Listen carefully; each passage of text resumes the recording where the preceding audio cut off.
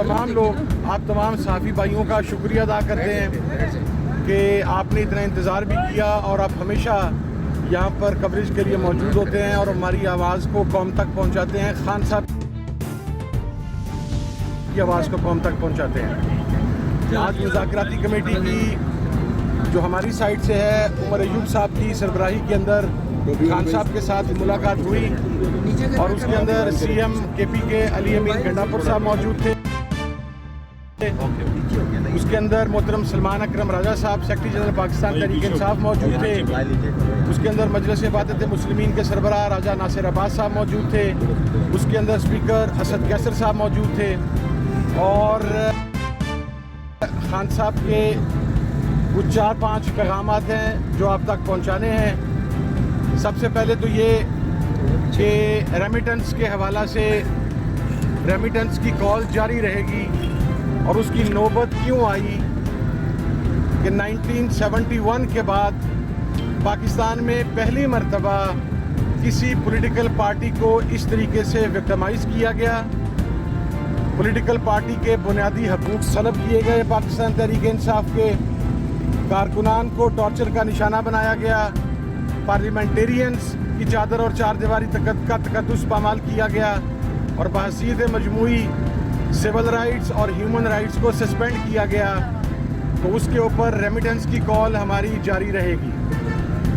उसके बाद इलेक्शन के अंदर भी जो 8 फरवरी में आपके सामने हुआ, जिस तरीके से हमारा मैंडेट चुराया गया, वो भी उसके अंदर एक वजह शामिल है। और दूसरी चीज़ ये कि मुज़ाकरात के कट ऑफ के लिए जो एक टाइम फ्रेम है वो जनवरी एंड है।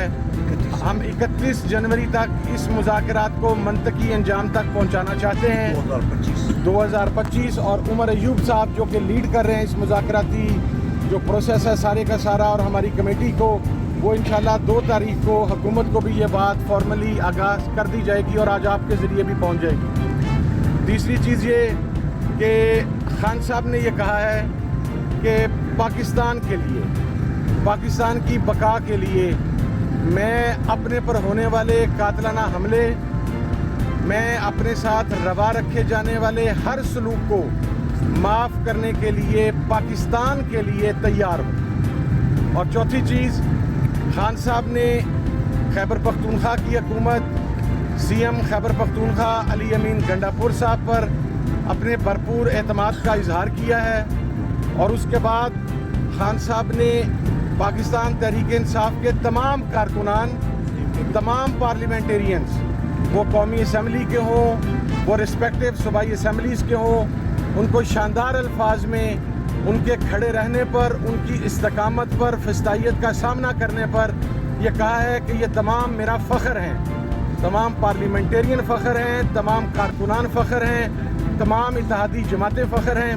और खान साहब ने कुरम के मामले के ऊपर सीएम केपी के अली अमीन गंडापुर साहब और राजा नासिर अब्बास साहब से खुसूसी गुफ्तगू की। उसके अंदर स्पीकर साहब ने, उमर अयूब साहब ने, सलमान अकरम राजा साहब ने अपना फीडबैक दिया और खान साहब ने इस बात पर जोर दिया कि जल्द से जल्द इस मसले को हल करना है और इसके हल की तरफ जाना है।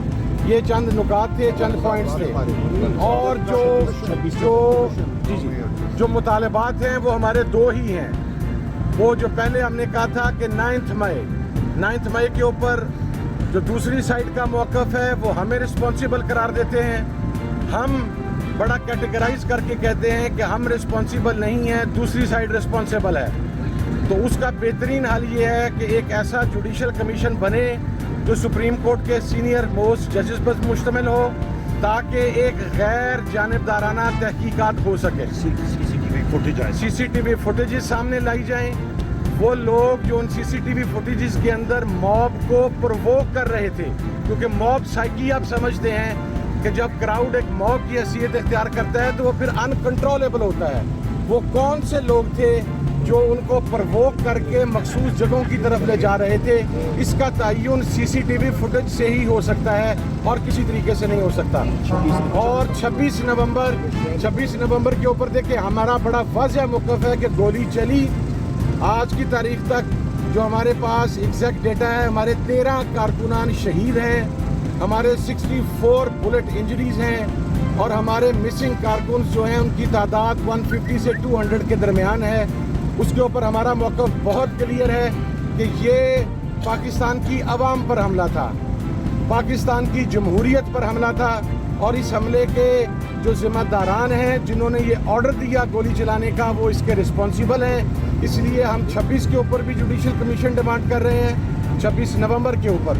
اور اس کے ساتھ ساتھ جو دوسرا مطالبہ تھا میرا وہ تمام جو سیاسی اسیران ہیں ان کی رہائی کا تھا, جو 9 مئی سے پہلے, 9 مئی کے بعد, 26 نومبر کے کیسز میں مختلف جلسے جلوسوں کے, مختلف کارنر میٹنگز میں, نچلے لیول سے لے کے اوپر والے لیول تک, جو مختلف جیلوں میں ہیں جن کا ٹرائل کمپلیٹ نہیں ہو رہا, جس کے اندر پروسیکیوشن کی طرف نہیں جا رہی, ان کے راستے میں روڑے اٹکائے جا رہے ہیں, ان کی رہائی ہمارے ایجنڈے کا حصہ ہے. اور آخری بات, عمران خان صاحب کی رہائی. عمران خان صاحب کی رہائی کسی ڈیل کے ذریعے نہیں ہوگی, کوئی پیپر سائن کر کے نہیں ہوگا. جس طرح کچھ لوگ رات کی تاریکی میں پیپر سائن کر کے اس ملک سے باہر چلے گئے سزا یافتہ ہونے کے باوجود, عمران خان اپنے تمام مقدمات کا سامنا عدالتوں میں کر کے عدالتوں کے ذریعے عمران خان باہر آئے گا. وہ کوئی ایسی بات پر یقین نہیں رکھتا. اور یہ بھی میں آپ کو ایک بات عرض کر دوں, عمران خان صاحب وہاں پر ابھی بھی فوکس تھے کہ آپ صرف اسیران, کارکنان, ان کی رہائی کی بات کریں, لیکن کمیٹی کے تمام ممبران کا, تمام اتحادی جماعتوں کا, پورے پاکستان کی تحریک انصاف کی قیادت کا ہم نے خان صاحب کو پیغام دیا کہ آپ کی رہائی ہمارے ایجنڈے کا حصہ ہے. آپ نے ایک اسٹیٹسمین شپ ظاہر کی ہے, شو کی ہے کہ آپ نے ایک لیڈر کا کردار ادا کرتے ہوئے کہا کہ میرے پارلیمنٹیرینز, میرے کارکنان, ان کو رہا کیا جائے.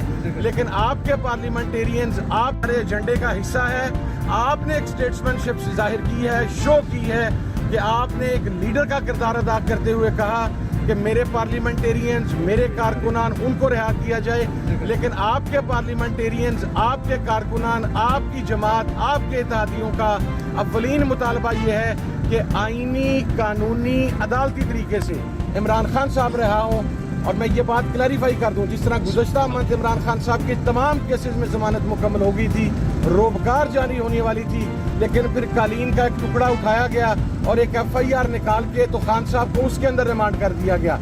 یہ کلیئر انصاف کا قتل بھی تھا, یہ کلیئر پولیٹیکل وکٹمائزیشن بھی تھی. تو ہماری جو کمیٹی حکومت سے بات کرے گی وہ اس پولیٹیکل وکٹمائزیشن کو روکنے کے اوپر بات کرے گی.